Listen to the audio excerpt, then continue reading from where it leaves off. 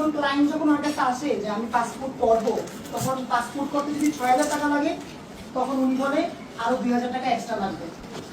এটা সে প্রতিনিধি করে ২,০০০ টাকা এক্সট্রা কেন লাগবে? আমাদের পাসপোর্ট অফিসে টাকা দিতে হয়।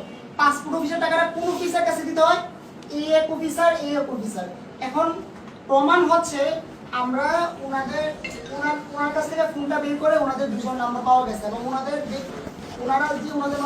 সাথে কথা বলছে, এখানে যথেষ্ট প্রমাণ আছে, টাকা পয়সা লেনদেনের প্রমাণ আছে, ডাচ বাংলা ব্যাংকে লেনদেন করছে, বিকাশে লেনদেন করছে। ওরা যতদিন এই অফিসে চাকরি করছে ততদিনেই এই এলাকার জনগণকে ওরা হয়রানি করছে। আমরা শুধু ওদের না, ওদের সাথে যারা জড়িত আছে সবার পদত্যাগ দেখে আমরা এখান থেকে সবাই যাবো, তাছাড়া আমরা এখান থেকে যাবো না, এটাই আমাদের দাবি। এতটুকুই। আপনি ঘুষ খান এবং ঘুষ খাই এবং আপনি ঘুষখোর।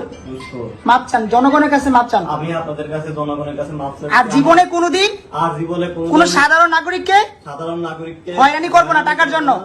দরকার হলে রিক্সা চালিয়ে খাবো, দরকার হলে আমি রিক্সা চালিয়ে খাবো। আমার একটা মেয়ে আছে ভাই। হইছে এবার আপনার সাথে কে কে জড়িত? আপনি বলেন, আপনি কোনোদিন কোন কাস্টমার কাছ থেকে 100 টাকা যাবেন?